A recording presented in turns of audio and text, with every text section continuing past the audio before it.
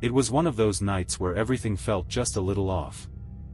The sky was an inky black, and the moon was hidden behind thick clouds. A soft drizzle had started earlier in the evening, making the world outside my small apartment feel cold and unwelcoming. The steady patter of rain against the window was the only sound in the otherwise silent room. I had just finished watching a movie when I noticed something strange. My phone buzzed with a notification, a message from a number I didn't recognize. "Is your front door locked?" I stared at the message, my mind racing. A prank, I told myself. Someone must have sent it to the wrong number. But still, a shiver ran down my spine.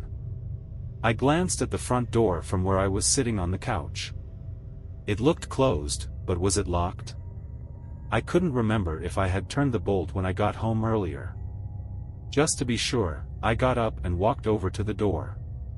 My heart was pounding in my chest as I reached for the lock. I turned it, hearing the solid click of the bolt sliding into place. I let out a breath I didn't realize I was holding. It was just a joke, I thought. Someone trying to scare me. But then my phone buzzed again. "Good. You should always lock your doors." This time, the fear hit me hard. Whoever was sending these messages knew I hadn't locked the door. They were watching me. I felt a rush of panic and quickly turned off all the lights in the apartment, plunging myself into darkness. I stood still, barely breathing, straining to hear any sound over the rain. The minutes dragged on, each one feeling like an hour. I checked my phone, but there were no new messages. Maybe they had stopped. Maybe it really was just a prank.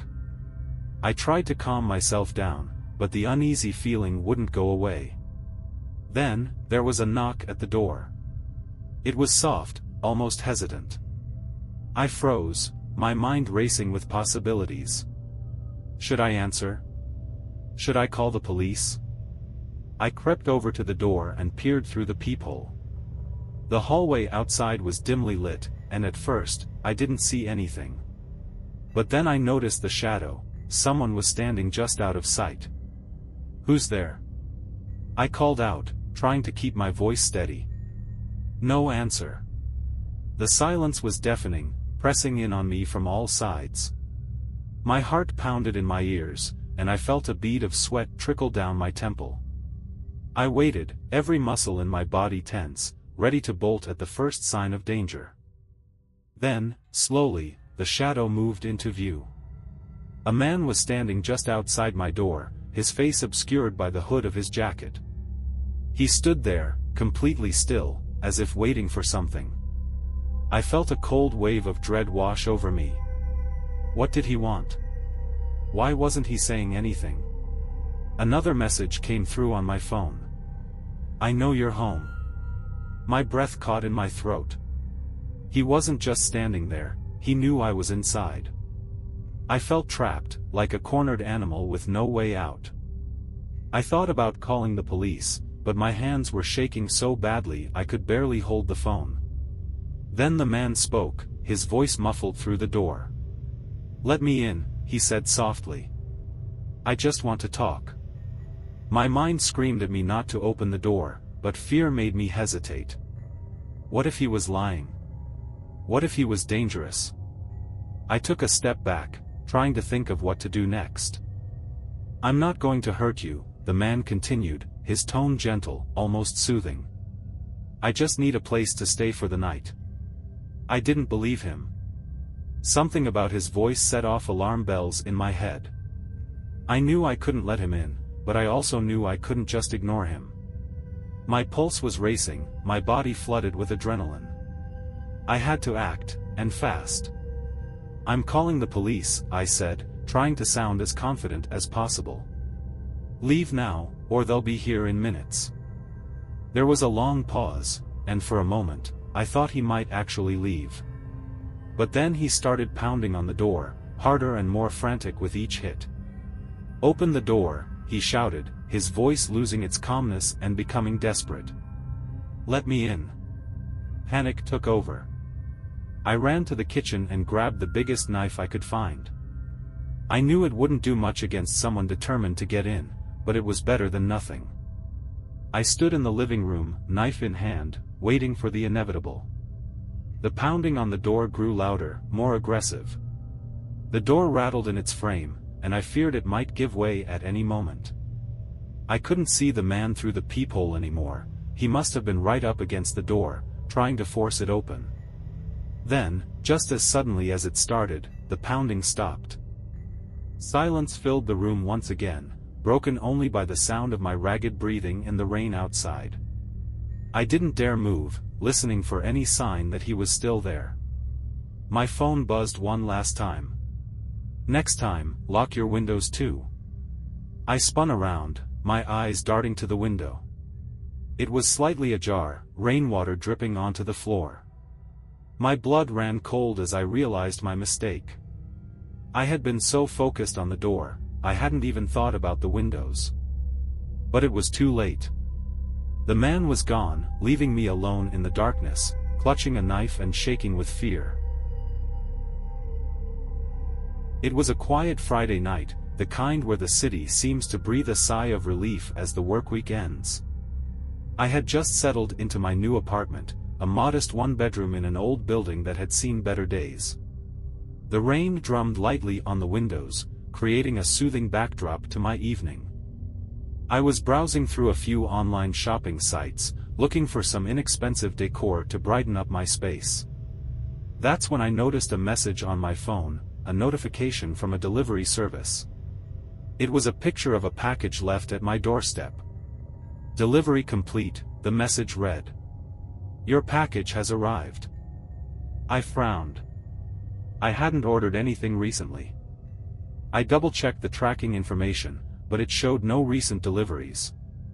Intrigued and slightly uneasy, I grabbed my umbrella and went downstairs to check the front door.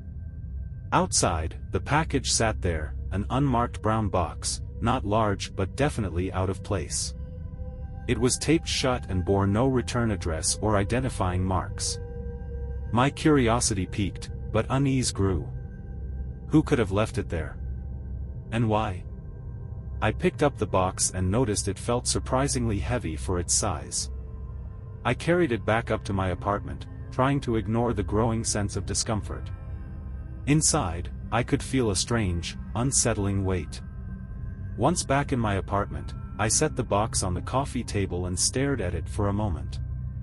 I tried to convince myself it was a mistake, maybe a mix-up with another tenant's package. I decided to open it, but as I sliced through the tape, a chill ran down my spine. Inside, I found a small, neatly wrapped bundle. I unwrapped it to reveal a plain, black notebook and a note written in neat, precise handwriting. "Read the first page. It's important." My hands trembled as I opened the notebook. The first page was a simple, handwritten list. 1. Do you remember the time you thought you lost something important? 2. What if it was taken, not lost? 3. Would you search everywhere to find it? I was puzzled. It seemed like some kind of twisted game. I tried to push aside my growing anxiety and read the next pages. They were blank. My heart raced as I flipped through the pages, searching for more clues or information, but there was nothing, just empty pages. I decided to call the police. This had to be some kind of prank or worse. But before I could dial, I heard a faint noise, a soft scratching sound coming from behind the walls. I froze, my phone halfway to my ear. The noise was irregular, almost as if something was trying to get through the wall. I glanced around my apartment, my pulse quickening. I hadn't heard anything like it before. I picked up the notebook, hoping it might provide some kind of answer, but there was nothing more inside. The scratching grew louder. I felt a wave of panic wash over me. I needed to get out, but I didn't want to leave the notebook behind. What if it was a clue? What if the scratching was somehow related to it? In a frenzy, I grabbed the notebook and my phone and rushed outside. I went to the building superintendent and told him about the package and the scratching noise. He looked at me skeptically but agreed to check the walls. Minutes later, the superintendent and I were back in my apartment, the noise having stopped. He examined the walls but found nothing. It was as if the sound had never existed. He assured me that sometimes old buildings make odd noises, and it was probably just the house settling. Reluctantly, I went back inside. The scratching had ceased, but my nerves were frayed. Reluctantly, I went back inside. The scratching had ceased, but my nerves were frayed. I decided to take the notebook to the police station the next day, hoping they could shed some light on the mysterious delivery. That night, I lay awake, the notebook resting on the coffee table. Every creak and groan of the building seemed amplified, and the memory of the scratching noise haunted me. Just as I was about to drift off, I heard it again, a faint scratching, this time from inside my apartment. My heart pounded as I turned on the lights and searched the room, but I found nothing out of place. The notebook was still there, sitting innocently on the coffee table. My eyes kept returning to it, the unsettling message on the first page echoing in my mind. The next morning, I took the notebook to the police. They took it seriously and promised to investigate. I never heard anything more about the package or the notebook. The police said they'd look into it, but I never received any updates. To this day, I can't forget that night. The scratching sound stopped, but the sense of dread never fully left. I often wonder if the notebook was a warning, or if the whole thing was just an elaborate prank. Either way, I learned to be cautious about unexpected packages and to trust my instincts when something feels wrong. Every time I hear a strange noise now, I think back to that night, to the heavy box and the cryptic message. I still keep an eye out, just in case someone, or something, is watching.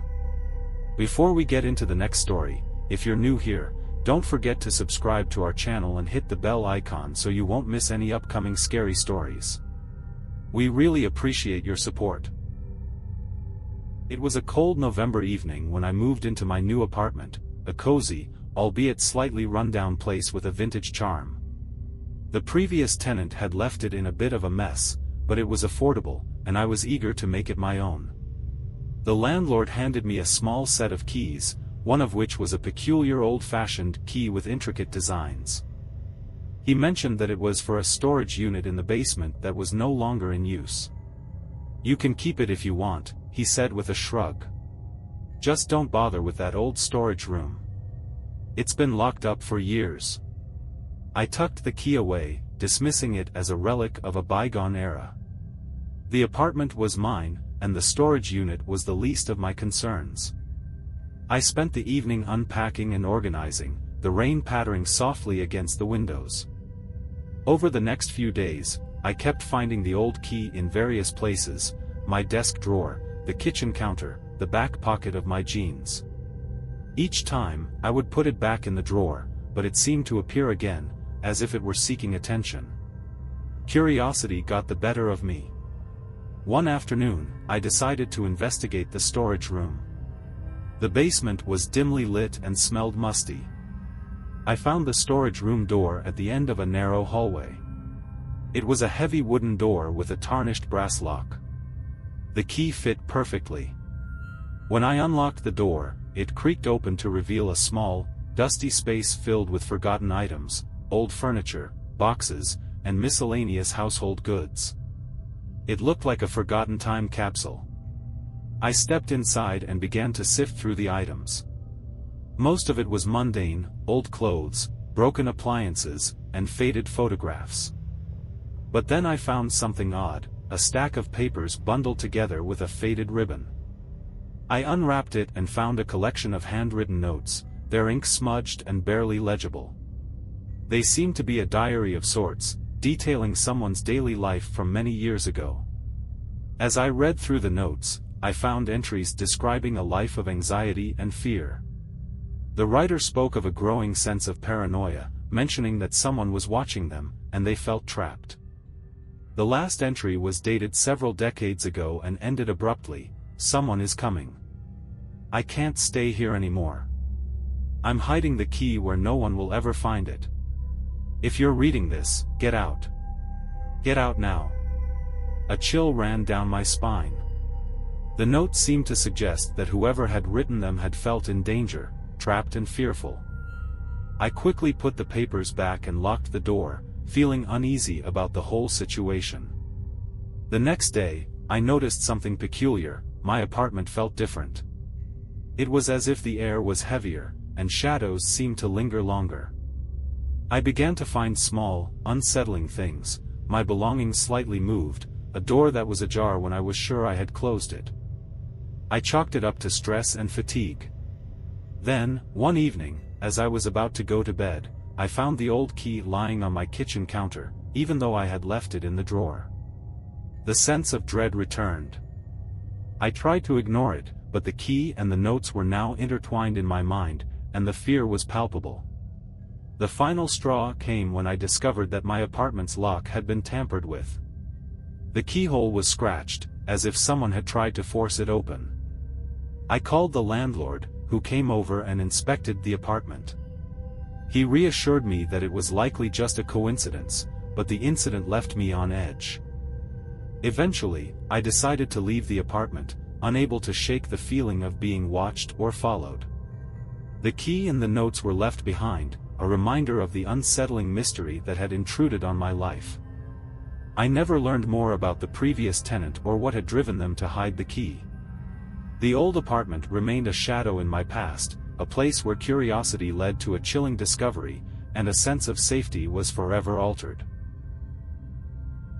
The old apartment building I moved into was charming in a way, with its creaky floors and vintage decor. I had always loved the character of older places, but this particular apartment came with an added bonus, a neighbor who had never been seen or heard. When I first moved in, the landlord warned me about Mr. Collins, the tenant in the apartment next door. "He's a bit of a recluse," the landlord said. "Keeps to himself. Don't worry about him." At first, I didn't think much of it. I didn't expect much interaction with my neighbors, and Mr. Collins's silence didn't bother me. The walls were thin, so I could hear the muffled sounds from his apartment occasionally, a shuffling noise, a door closing. Nothing out of the ordinary. One evening, after a long day at work, I was relaxing in my living room when I noticed something odd. There was a faint sound coming from Mr. Collins's apartment. It wasn't the usual noises. This was different, more rhythmic and persistent. It sounded like a low thudding or tapping, coming from the wall that shared our apartments. Curiosity got the better of me. I put my ear to the wall, but the noise stopped abruptly. I stepped back, feeling uneasy. I chalked it up to my imagination and went to bed, but the noise lingered in my mind. The next day, I heard it again, this time during the afternoon. The rhythmic tapping was louder and more pronounced. It felt deliberate, almost like someone was trying to get my attention. I knocked on Mr. Collins's door, but there was no response. The silence was deafening. That night, the tapping was even more insistent. I lay in bed, wide awake, listening to the unnerving sound. It seemed to come in patterns, like someone was sending a coded message. My anxiety grew as the noise continued, my imagination running wild with thoughts of what could be happening next door. Unable to sleep, I decided to call the landlord. I explained the situation and asked if he could check on Mr. Collins. The landlord said he would go over in the morning. I hung up, trying to reassure myself that it was probably nothing, just a quirk of an old building. The following morning, the landlord knocked on Mr. Collins's door. After a few minutes, he came back and told me that there was no answer, but he'd leave a note asking Mr. Collins to contact him. "It's probably nothing to worry about," the landlord said, trying to sound reassuring. That evening, the tapping was back, more persistent than ever. I could barely concentrate on anything, the sound driving me to the edge. I decided to take a look myself, hoping to find some explanation for the noise. I grabbed a flashlight and quietly went to the door that connected our apartments, which was locked but had a small gap at the bottom. I slid the flashlight through the gap and peeked into the hallway. I noticed something strange, a pile of newspapers and old magazines stacked up against Mr. Collins's door. It was odd, but it didn't explain the noise. I was about to pull back when I heard a sound from the other side of the door, a low, guttural groan. My heart raced as I realized that the noise wasn't just tapping, it was coming from someone in distress. Panicked, I called the police. I explained the situation, and they arrived within minutes. They forced the door open, and I followed them inside, my hands trembling. The apartment was a mess, old newspapers and empty takeout containers scattered everywhere. In the middle of the living room, they found Mr. Collins. He was lying on the floor, weak and disoriented, with a makeshift bed of blankets and pillows. The police and paramedics quickly took over, attending to Mr. Collins. I learned that he had been in a serious accident some weeks before and had been unable to call for help. He had been trying to signal for assistance by tapping on the walls, but his efforts had gone unheard and unnoticed until now. The relief of finding him alive was overwhelming, but the whole experience left me shaken. The rhythmic tapping that had kept me up for nights was a desperate cry for help. It was a stark reminder of how easily we can miss signs of trouble when we're not paying attention. In the weeks that followed, Mr. Collins made a slow recovery. I kept a closer eye on the world around me, more aware of the silent cries for help that can so easily be ignored. The experience taught me the importance of looking out for each other, especially when the signs are subtle and easily overlooked. Every time I hear a strange noise now, I remember the tapping and the desperate struggle of my silent neighbor. It serves as a constant reminder to stay vigilant and never ignore the sounds that might be someone's silent plea for help. It was the first summer after graduating from college, and I was excited to start my new job in a quaint, historic town. My apartment was charming but modest, located in an old brick building with creaky wooden floors and high ceilings. The place had character, with vintage wallpaper and old-fashioned fixtures that made it feel like stepping back in time. One rainy evening, I was unpacking boxes when I came across an old photo album. It had belonged to the previous tenant, an elderly woman named Mrs. Hargrove, who had left the apartment in a hurry according to the landlord. The album was filled with faded photographs of people I didn't recognize, each page telling a story of a bygone era. As I flipped through the album, I noticed something odd. There was a photograph of a man standing in front of my apartment building, dated just a few months before Mrs. Hargrove moved out.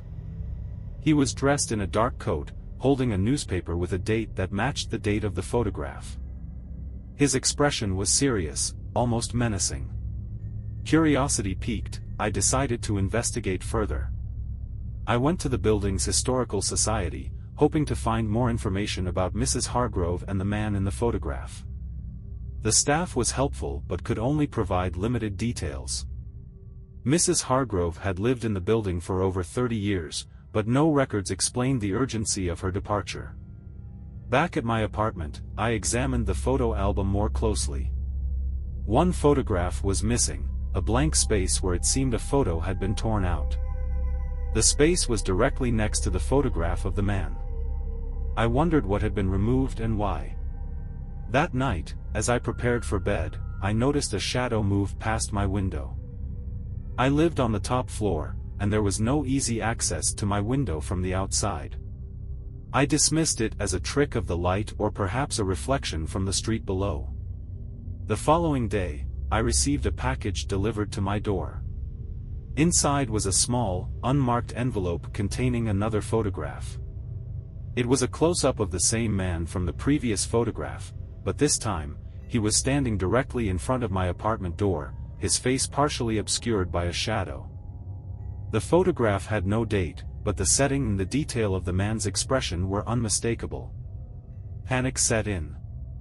I couldn't ignore the eerie connection between the photographs and the unsettling feeling of being watched.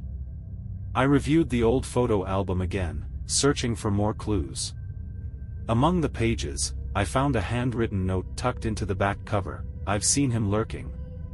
I don't know what he wants, but he's been following me. I'm afraid." The note confirmed my fears. Someone had been watching Mrs. Hargrove, and now, it seemed that I was being watched as well. I contacted the landlord and shared my concerns, but he dismissed it as overactive imagination. Determined to find answers, I tried to piece together Mrs. Hargrove's last days. I learned from a neighbor that she had been increasingly paranoid before her departure, mentioning a strange man who seemed to follow her. No one knew his identity or why he targeted her. I decided to move out, unable to shake the feeling of being watched and the mystery of the missing photograph. The eerie coincidence of the photographs and the chilling note left me unsettled. As I left the apartment, I took one last look at the building, wondering about the man in the photographs and the dark secrets that seemed to linger in the shadows of my old home. Thank you for watching. Don't forget to subscribe to our channel and hit the bell icon.